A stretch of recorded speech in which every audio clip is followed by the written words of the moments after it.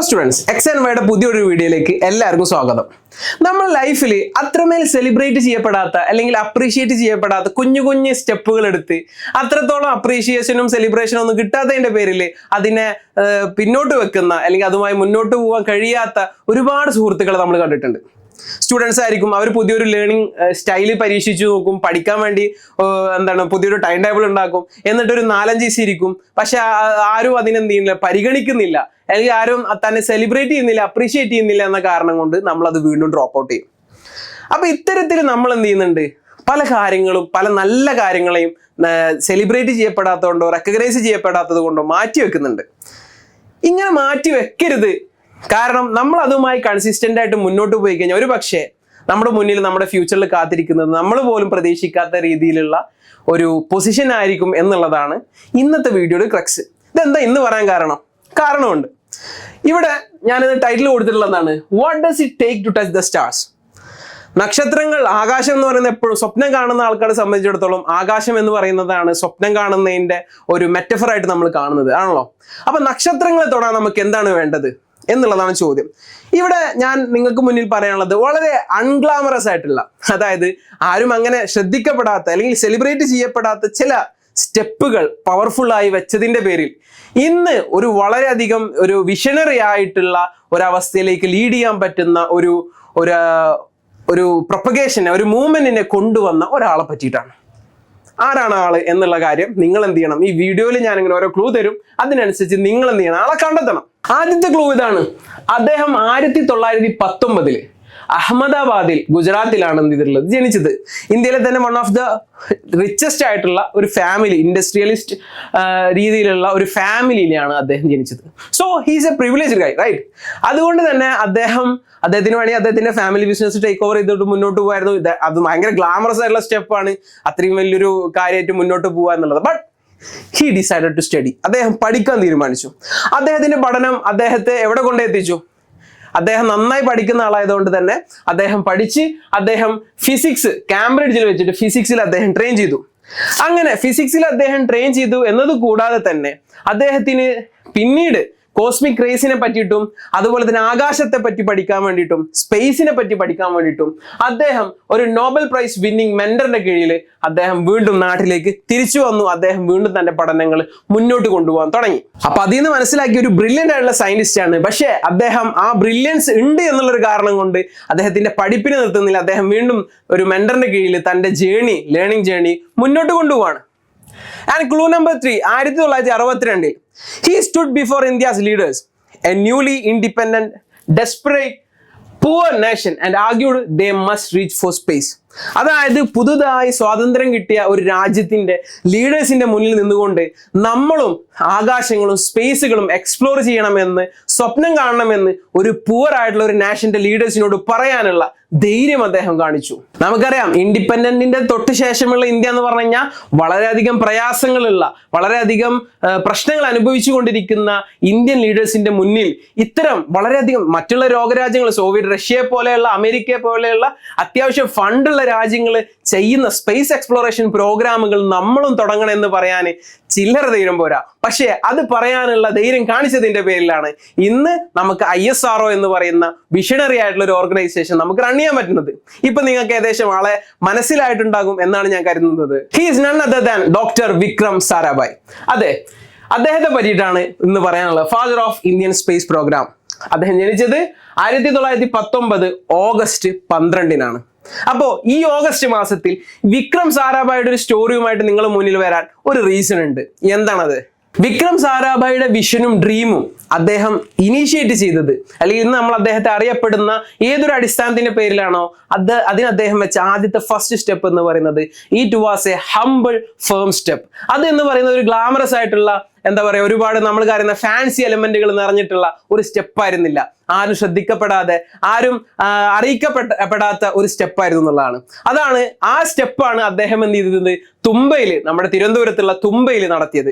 എന്താണ് അദ്ദേഹം ചെയ്തത്? മത്സ്യബന്ധനം തൊഴിലായിട്ട് മാറിയിട്ടുള്ള ഒരു സാധാ ഗ്രാമീണ പ്രദേശത്തേക്കാണ് വിക്രം സാരാഭായ് എന്ത് ചെയ്യുന്നത്, നമ്മുടെ ഇന്ത്യൻ സ്പേസിന്റെ ഒറിജിന് വേണ്ടിയിട്ട്, ഇന്ത്യൻ സ്പേസ് റിസർച്ചിന്റെ ഫസ്റ്റ് സ്റ്റെപ്പിന് വേണ്ടിയിട്ട് അദ്ദേഹം വരുന്നത്. അദ്ദേഹം അവിടെയുള്ള ഒരു പള്ളി, ഒരു ചർച്ചിനെ എന്ത് ചെയ്ത് അദ്ദേഹം ഒരു ക്രിസ്തീയ പള്ളിയെ ഒരു ഓഫീസാക്കി അദ്ദേഹം മാറ്റി. അപ്പോൾ അവിടുത്തെ ജനങ്ങളൊക്കെ അദ്ദേഹത്തെ സ്വീകരിക്കുകയും അദ്ദേഹത്തിന് വേണ്ടി തങ്ങളുടെ പള്ളി, തന്നെ ആരാധന നടത്തുന്ന പള്ളി എന്ത് ചെയ്തു, ഒരു സ്പേസ് റിസർച്ചിന് വേണ്ടിയിട്ടുള്ള ഒരു ഓഫീസായി കൊടുക്കാൻ അവിടുത്തെ നാട്ടുകാർ തയ്യാറായി. എന്നിട്ട് ഇന്ത്യയുടെ സ്പേസ് റിസർച്ചിന് വേണ്ടിയിട്ടുള്ള ആദ്യത്തെ പ്രോജക്റ്റ് അവിടെ ലോഞ്ച് ചെയ്യണം. ഇത് ലോഞ്ച് ചെയ്യാൻ വേണ്ടിയിട്ട് അദ്ദേഹം വലിയ ട്രക്കുകളോ വലിയ റോഡുകളോ മറ്റോ വേണമെന്ന് തൻ്റെ ലീഡേഴ്സിന്റെ മുന്നിൽ, ഇത് തന്നെ അനുവദിച്ചു തന്ന തൻ്റെ ലീഡേഴ്സിന്റെ മുന്നിൽ പറയാനൊന്നും തയ്യാറായില്ല, കഴിഞ്ഞില്ല. ഇനി പറഞ്ഞാൽ തന്നെ അതിനുള്ളൊരു പോസിബിലിറ്റീസ് നമ്മളെ സംബന്ധിച്ചിടത്തോളം ഇന്ത്യക്ക് അന്ന് പോസിബിൾ ആയിരുന്നില്ല. എന്നിട്ടും അദ്ദേഹം അവിടെ സ്റ്റോപ്പ് ചെയ്യാൻ തയ്യാറായില്ല. അദ്ദേഹം ഉള്ള അവൈലബിൾ ആയിട്ടുള്ള സ്പേസസ് വെച്ചുകൊണ്ട് അദ്ദേഹത്തിന്റെ ഈ ഒരു വിഷനുമായി മുന്നോട്ട് പോയി എന്നുള്ളതാണ്. അദ്ദേഹം ആദ്യമായി വിക്ഷേപിക്കുന്ന റോക്കറ്റിന്റെ പാർട്സുകളൊക്കെ ബൈസൈക്കിളിലാണ് കൊണ്ടുവന്നത്. നമുക്കറിയാം APJ അബ്ദുൽ കലാം ഒക്കെ റോക്കറ്റ് ബൈസൈക്കിൾ വെച്ചിട്ട് അതിന്റെ പാർട്സ് കൊണ്ടുവന്ന ഫോട്ടോസ് ഒക്കെ നമ്മൾ കണ്ടിട്ടുണ്ടാകും. ഇത്തരത്തിൽ വളരെ ഹമ്പിൾ ആയിട്ടുള്ള സ്റ്റെപ്പുകൾ വെച്ച് സെയിന്റ് മേരി മഗദലിൻ ചർച്ച് എന്നാണ് ആ പള്ളിയുടെ പേര്. വളരെ ഹമ്പിൾ ആയിട്ടുള്ള സ്റ്റെപ്പുകൾ വെച്ച് എന്ത് ചെയ്യണം, അദ്ദേഹം വലിയൊരു പ്രൊജക്റ്റിന് അവിടെ ഇനീഷ്യേഷൻ കൊടുക്കുകയാണ്. ആരും തന്നെ എന്ത് ചെയ്യുന്നില്ല, അറിഞ്ഞിരുന്നില്ല എന്നുള്ളതാണ് ഏറ്റവും ഇമ്പോർട്ടൻ്റ് ആയിട്ടുള്ള ഒരു വിഷയം.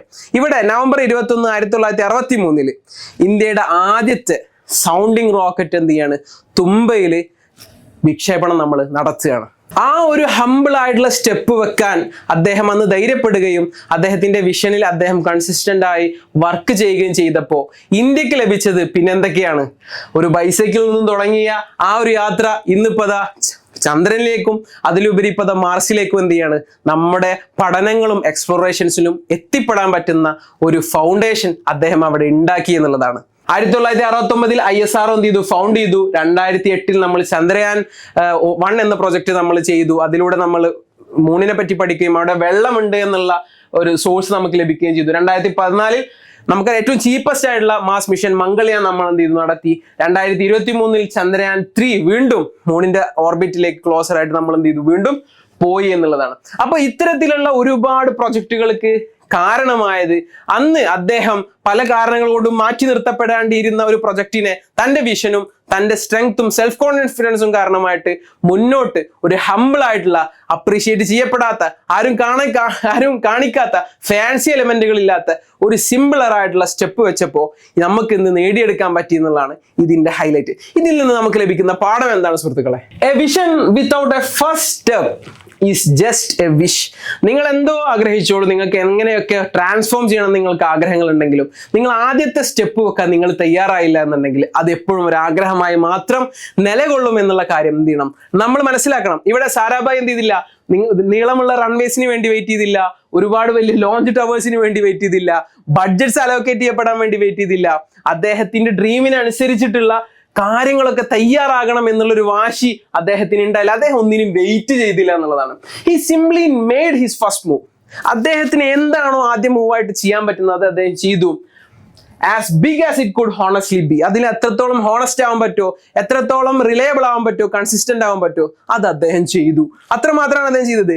A bicycle, A church, A rocket the size of a man. അതായത് ആ ഒരാളിന്റെ വലിപ്പമുള്ള ഒരു റോക്കറ്റാണ് അദ്ദേഹം എന്ത് ചെയ്തത്, ആദ്യം വിക്ഷേപിച്ചത്. ഈ ഒരു ഹംബിളർ ആയിട്ടുള്ള സ്റ്റെപ്പ് അദ്ദേഹം വെച്ചപ്പോൾ ഒരു രാജ്യത്തിന്റെ വിഷൻ തന്നെ, ഒരു മൂവ്മെന്റ് തന്നെ മാറിപ്പോയി എന്നുള്ളതാണ് ഇവിടുത്തെ ഏറ്റവും ഇമ്പോർട്ടന്റ് ആയിട്ടുള്ള വാല്യുബിൾ ആയിട്ടുള്ള ലെസൺ. അപ്പൊ ഈ വീഡിയോ കാണുന്ന എന്റെ സുഹൃത്തുക്കളോട് ചോദിക്കാനുള്ളത്, വാട്ട് ഈസ് യുവർ തുമ്പ? എവിടെയാണ് നിങ്ങൾക്ക് നിങ്ങളുടെ ഡ്രീമുകൾ അച്ചീവ് ചെയ്യാൻ വേണ്ടിയിട്ട് നിങ്ങൾ വെക്കാൻ പോകുന്ന ആദ്യത്തെ ഹംബിൾ സ്റ്റെപ്പ്? അത് എവിടെയാണ്? എന്താണ് ആ ചേഞ്ച്? എന്തായിരിക്കും ആ ആക്ഷൻ? എപ്പോഴാണ് നിങ്ങൾ അത് തുടങ്ങാൻ പോകുന്നത്? അപ്പൊ ഇത്തരത്തിൽ നിങ്ങൾ നിങ്ങളുടെ വിഷനിൽ വിശ്വസിക്കുന്നുണ്ടെങ്കിൽ നിങ്ങൾ ആദ്യത്തെ സ്റ്റെപ്പ് വെക്കാനും നിങ്ങൾ എന്ത് ചെയ്യണം, ധൈര്യം കാണിക്കണം. അതിന് നിങ്ങൾ എന്ത് ചെയ്ത്, റൈറ്റ് ആയിട്ടുള്ള ടൈമിന് വേണ്ടി വെയിറ്റ് ചെയ്യരുത്. ഇപ്പോൾ ഉള്ള ടൈമിൽ റൈറ്റ് ആയിട്ടുള്ള ആക്ഷൻ ഇടുക എന്നുള്ളതാണ് നിങ്ങൾക്ക് ചെയ്യാനുള്ളത്. So what is the one small unglamorous, ആരും ശ്രദ്ധിക്കപ്പെടാത്ത, ഒരു ഫാൻസി എലമെന്റ് അല്ലാത്ത ഒരു ഇവന്റ്, ഒരു ആക്ഷൻ എന്താണ് നിങ്ങൾ ഇന്ന് എടുക്കാൻ പോകുന്നത് നിങ്ങളുടെ ഡ്രീം അച്ചീവ് ചെയ്യാൻ വേണ്ടിയിട്ട്? ഇത്തരത്തിൽ നിങ്ങൾ ഒരു ആക്ഷൻ എടുത്തു കഴിഞ്ഞാൽ, നിങ്ങൾ ആരും അപ്രീഷിയേറ്റ് ചെയ്യപ്പെടാത്ത ഒരു സ്മോളർ ആയിട്ടുള്ള സ്റ്റെപ്പ് നിങ്ങൾ വെക്കുന്നുണ്ടെങ്കിൽ അത് അറിയപ്പെടാൻ പോകുന്നില്ല എപ്പോഴല്ലാതെ. അത് നിങ്ങളുടെ വിഷനിലേക്കും ഡ്രീമിലേക്കും അത് നിങ്ങളെ മെല്ലെ എത്തിച്ചതിന് ശേഷം മാത്രമേ ആളുകൾ അതിനെപ്പറ്റി ഡിസ്കസ് ചെയ്യുള്ളൂ എന്നുള്ളതാണ്. So friends, you don't need the full runway before you start. You just need a first step worthy of where you are headed. നിങ്ങളുടെ ഡ്രീം എത്രത്തോളം വാല്യുബിൾ ആണ്, നിങ്ങളുടെ ഡ്രീം എത്രത്തോളം ആളുകളുടെ നന്മയ്ക്ക് വേണ്ടിയിട്ട് കാപ്പബിൾ ആണ്, വിർച്വസ് ആണ്, അതിന് ഡിസർവിങ് ആയിട്ടുള്ള ആദ്യത്തെ സ്റ്റെപ്പ്, ഹംബിളർ ആയിട്ടുള്ള സ്റ്റെപ്പ് വെക്കാൻ നിങ്ങൾ ധൈര്യപ്പെടുന്നുണ്ടെങ്കിൽ of course there is no doubt you will be achieving your dream. So students, ആ ഹംബിൾ ആയുള്ള സ്റ്റെപ്പ് വെക്കാൻ നിങ്ങൾ ഒരിക്കലും വൈകരുത്. നിങ്ങൾ എന്ത് ചെയ്യണം? ആ സ്റ്റെപ്പ് ഉടനെ തന്നെ വെക്കുകയും അതിൽ കൺസിസ്റ്റന്റ് ആയിട്ട് മൂവ് ഓൺ ചെയ്യുകയും ചെയ്യണം. കാരണം അത്തരത്തിലൊരു ഹംബിൾ ആയുള്ള സ്റ്റെപ്പാണ് ഫെയ്ത്ത്ഫുള്ളി എടുത്തപ്പോൾ faithfully taken can carry a nation to the stars. ഒരു രാജ്യത്തെ അതിനെ സ്വപ്നം കാണാൻ, അതിൻ്റെ സാധ്യതകളിലേക്ക്, സ്പേസിന്റെ സാധ്യതകളിലേക്ക് എത്തിച്ച ഒരു ഇവന്റ് എന്ന് പറയുന്നത് ഇത്തരത്തിലുള്ള ഒരു സ്മോൾ ആയിട്ടുള്ള ഹംബ്ലർ ആയിട്ടുള്ള സ്റ്റെപ്പായിരുന്നു. സോ മറ്റൊരു വീഡിയോയുമായിട്ട് നമുക്ക് വീണ്ടും കാണാം. ബൈ.